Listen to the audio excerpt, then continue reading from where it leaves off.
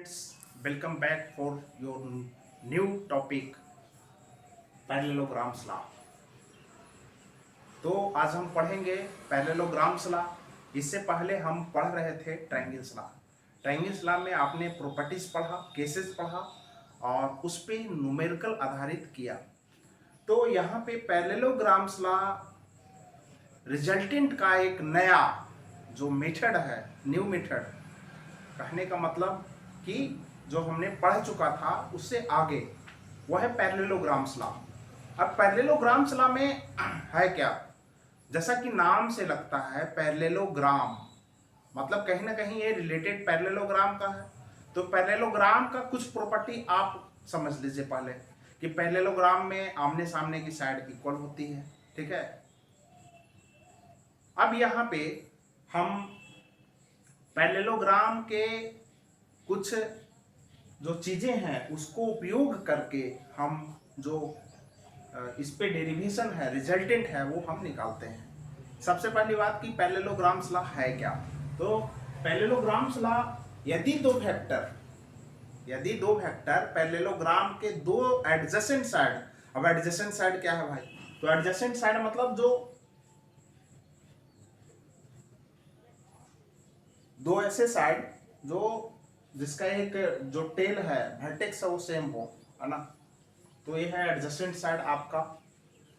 तो दो वेक्टर, जैसे यहाँ पे ए बी सी डी एक पैरेललोग्राम है जिसका दो एडजेसेंट साइड कौन कौन है, ए बी और ए डी को लीजिए आप, उससे दो वेक्टर को रिप्रेजेंट किया जा रहा है, ए बी को पी से और ए डी को क्यू से। ठीक है, तो यहाँ पे ए बी और ए डी से रिप्रेजेंट किया जा रहा है पी और क्यू को। तो जो डायगोनल है, डायगोनल ये ए सी, वही रिप्रेजेंट करेगा रिजल्टेंट का, किसका रिजल्टेंट, पी और क्यू का। तो ये जो डायगोनल ए सी है वही रिजल्टेंट आर होगा। क्लियर है, समझ में आई बात, फिर से सुन लीजिए कि ए बी और ए डी दो एडजेसेंट साइड है जिसे दो वेक्टर रिप्रेजेंट कर रहा है, पी और क्यू। ठीक है, तो यहाँ पे जो डायगोनल होगा, कौन डायगोनल, डायगोनल दो है यहाँ पे, ये भी डायगोनल है, बी डी भी डायगोनल होगा। तो वो डायगोनल जो दोनों के बीच से जाए, वह डायगोनल किस डायरेक्शन में, तो इस टेल पॉइंट के अवे डायरेक्शन में, वो आपको रिजल्टेंट को शो करेगा। तो देख लीजिए parallelograms law, if two vector is represented by adjacent side, जब दो वेक्टर को उसके किसी पैरेललोग्राम के एडजेसेंट साइड से रिप्रेजेंट किया जाए of a parallelogram having same tail point, और टेल पॉइंट सेम होना चाहिए वेक्टर का।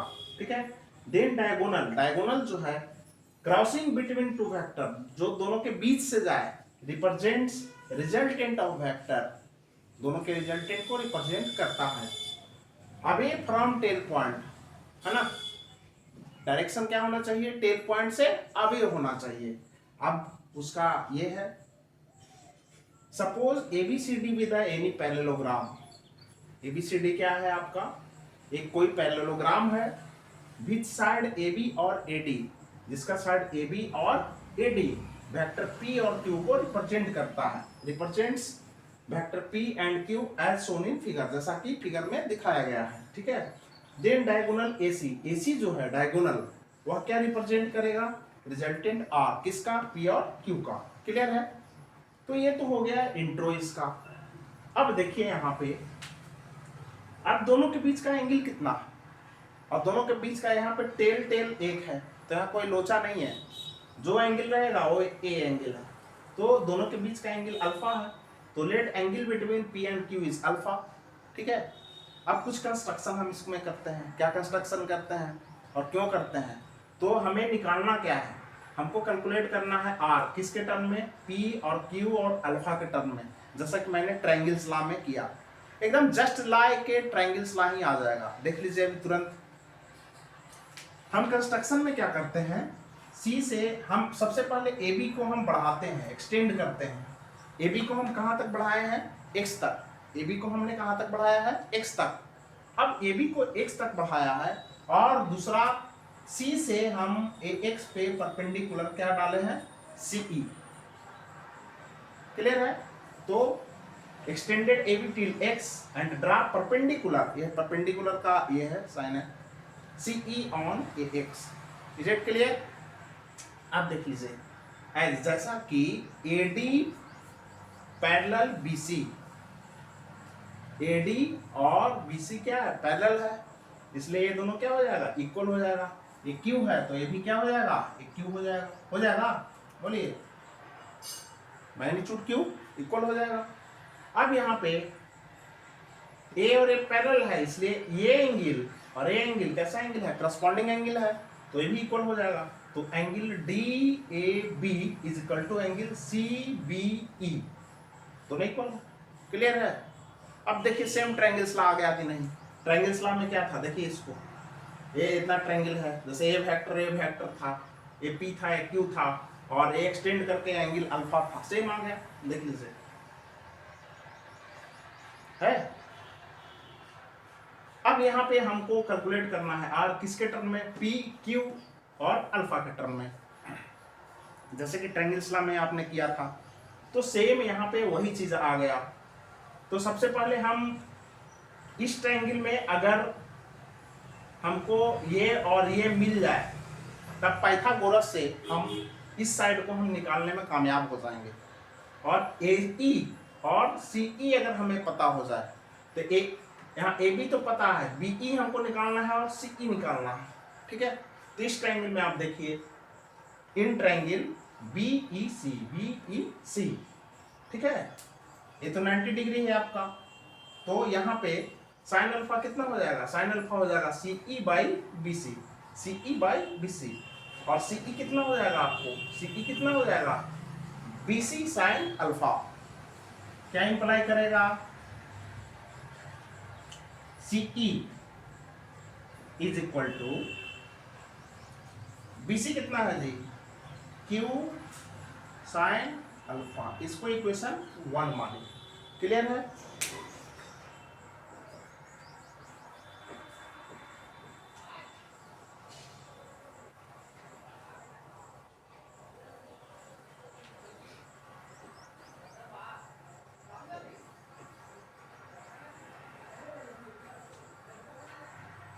अब यहां पे again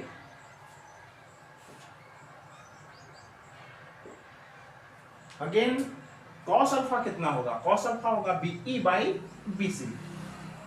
again cos alpha is equal to BE by BC। That imply BC हमको निकालना क्या है? BE निकालना है, ये बेस वाली। BE is equal to BC cos alpha. That imply BE is equal to, BC कितना है जी? Q है। BC कितना है? Q है, तो हो जाएगा Q cos अल्फा। क्लियर है? इसको इक्वेशन 2 मान लो। क्लियर है? अब नाउ इन ट्रायंगल, अब इस ट्रायंगल में लीजिए AEC, इस ट्रायंगल में अब पाइथागोरस हम लगा देंगे, क्योंकि हमें ये और ये कैलकुलेट हो गया है। ठीक है? In triangle AEC from Pythagoras theorem क्या हो जाएगा? AC square is equal to AE square plus EC square होगा। बोलिए बोलिए।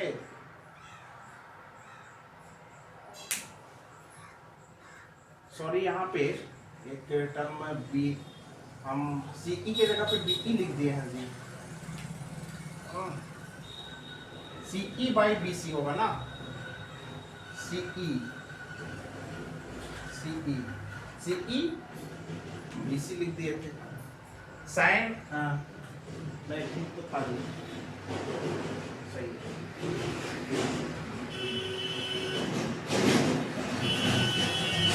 ठीक है, यहाँ पे BE हमको निकालना था, BE Q cos अल्फा। ठीक है? अब यहाँ पे हमें करना क्या है?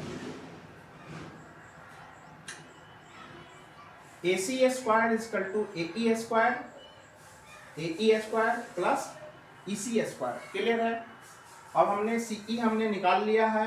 अब हमको बीई और ए बी, ये जो ए ई है वह ए बी, जैसे ए ई क्या है, A B plus BE, A B plus BE का सम है।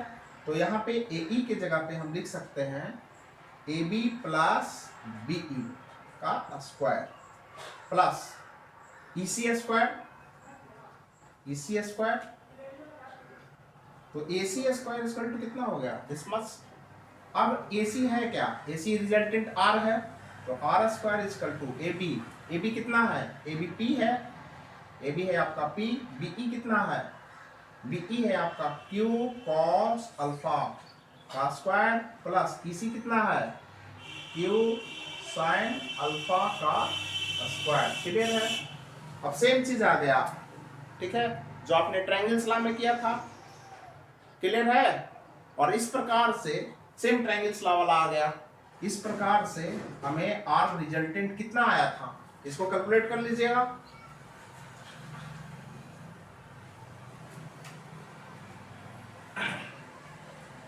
Resultant R is equal to P square plus Q square plus 2pq cos alpha का अंडर रूट। क्लियर है? ये आ गया। यहाँ पे एक इम्प्रेशन बनाना कैमरे के पास में कभी कभी ये है, दिक्कत होता है। तो यहाँ पे अब देखिए कि आर क्या है, इतना आ गया। सेम चीज है जो ट्रायंगल्स लॉ में जैसे हमने किया था, और कुछ अलग नहीं है इसमें, जैसा ट्रायंगल्स लॉ में था वैसा ही आ गया। अब देख लीजिए रिजल्टेंट जो है वह कितना एंगल बनाता है, साई एंगल बनाता है। कितना एंगल बनाता है, साई। तो यहाँ पे साई एंगल बनाता है रिजल्टेंट किसके साथ, पी के साथ। सेम चीज वही करेंगे हम टेन साई कितना लेंगे, टेन साई लेंगे। टेन साई कितना हो जाएगा, सी ई डिवाइडेड बाई ए ई, ठीक है।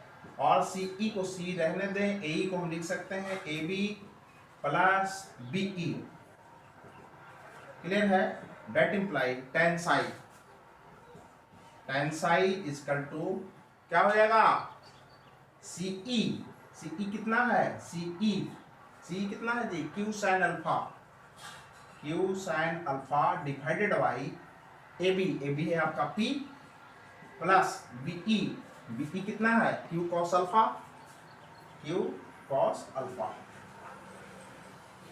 अब यहाँ पे साई इक्वल टू कितना हो जाएगा, tan inverse Q sine alpha divided by P plus Q cos alpha. Clear है? बोलिए। तो यहाँ पे सेम रिजल्ट आ गया जो हमने ट्रायंगल्स लॉ में किया था। अब इस पे आधारित जितने भी न्यूमेरिकल्स हैं, बहुत सारे न्यूमेरिकल इस पे आधारित हैं, उसको आप कीजिए। ठीक है? अभी मैं कुछ न्यूमेरिकल करवाता हूँ। एक न्यूमेरिकल करवा चुके थे।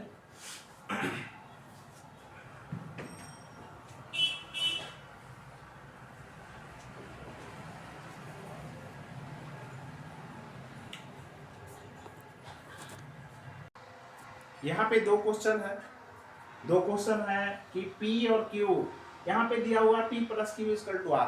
ठीक है? इसका मतलब हुआ P और Q दो वेक्टर है जिसका रिजल्टेंट R है। इससे और कोई मतलब नहीं निकलता। P और Q दो वेक्टर है जिसका रिजल्टेंट R है।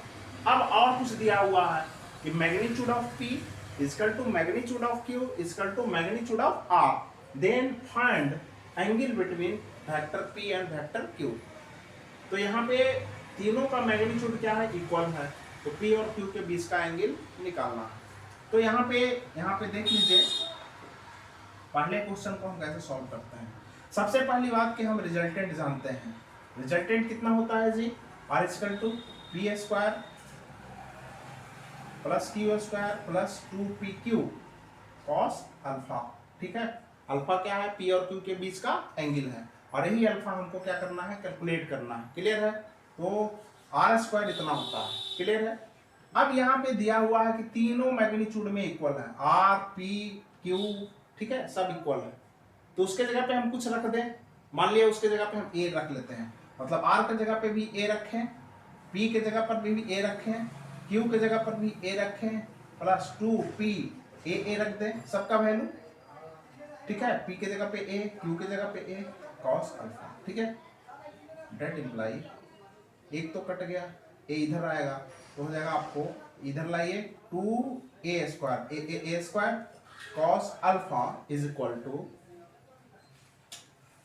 इधर आएगा तो क्या हो जाएगा minus A square, that imply cos alpha is equal to minus A square by 2a square, इधर जाएगा तो डिवाइड हो जाएगा, इसका तो हो जाएगा माइनस हाफ, और माइनस हाफ किसका वैल्यू होता है cos 120 का, ठीक है।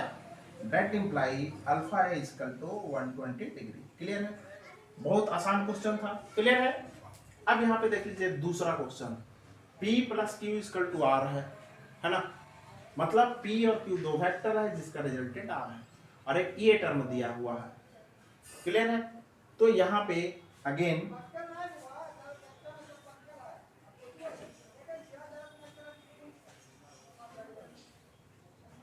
यहाँ पे रिजल्टेंट आर है, आर स्क्वायर तो इतना होता है, और आर के जगह पे दिया हुआ है, आर स्क्वायर के जगह पे P square plus Q square, ठीक है।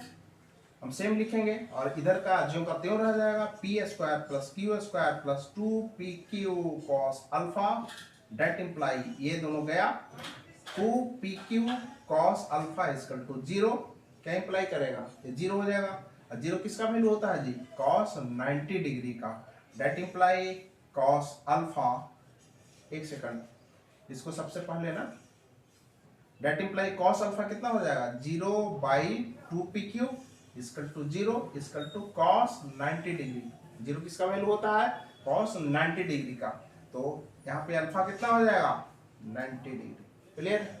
तो यहाँ पे दो हमने क्वेश्चन कराया है, उसके अलावा बहुत सारे क्वेश्चन हैं उसको कीजिए, और भी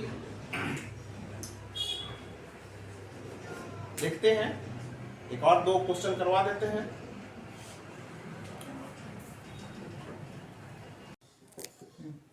यहाँ पे दो वेक्टर है, यहाँ पे दो वेक्टर है जिसका मैग्नीट्यूड है 3 यूनिट और दूसरे का है 4 यूनिट, और इस तरह का फिगर दिया हुआ है। तो दोनों के बीच का जो एंगल है, मान लिया ये पी वेक्टर है और ये है क्यू वेक्टर, ठीक है, दोनों का मैग्नीट्यूड दिया हुआ है, तो दोनों के बीच का एंगल ये नहीं कि 60 डिग्री है। सबसे पहली बात कि 60 डिग्री हम क्यों लें या क्यों नहीं लें, तो हम बताए थे एंगल बिटवीन टू वेक्टर, सबसे पहले हेड या टेल एक होना चाहिए, यहाँ है नहीं है, तो हम हेड या टेल को एक करेंगे, इसको सरकाएंगे, ठीक है। तो इसको हम सरकाएंगे तब क्या होगा, तब ये कुछ ऐसा फिगर बनेगा। अब देख लीजिए इसको हम इधर शिफ्ट करते हैं तो यहाँ टेल एक हो गया, ठीक है। अब इसको भूल जाइए, ए एंगल हमको लेना, ये एंगल कितना हो जाएगा 120 डिग्री, तो इसके और इसके पी और क्यू के बीच का एंगल कितना है 120 डिग्री। अब रिजल्टेंट आर कितना हो जाएगा आपको under root P square plus Q square plus 2pq cos alpha, और p कितना है जी 3, q 4 plus 2 into 3 into 4 cos 120 degree का अंडर रूट, क्लियर है। अब हो जाएगा 9 प्लस 16 प्लस, अब इसका वैल्यू होता है -1/2, तो 2 इंटू 3 इंटू 4 इंटू -1/2, क्लियर है का अंडर रूट। अब 2 से 2 कैंसिल, इसका टू 9 प्लस 16 माइनस 12 हो जाएगा का अंडर रूट, तो 13 का अंडर रूट, इतना यूनिट हो जाएगा। अब इसका डायरेक्शन भी हम निकालना चाहेंगे तो डायरेक्शन भी निकलेगा, ठीक है। एक चीज और हम बताना चाहेंगे कि जैसे कोई दो वेक्टर है इस तरह से,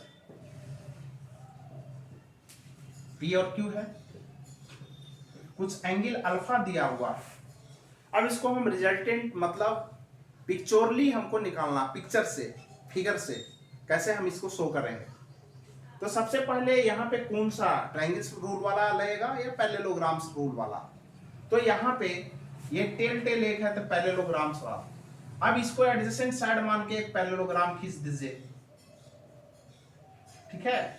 अब इसका जो डायगोनल होगा वही रिजल्टेंट होगा, इसमें कुछ करना नहीं है।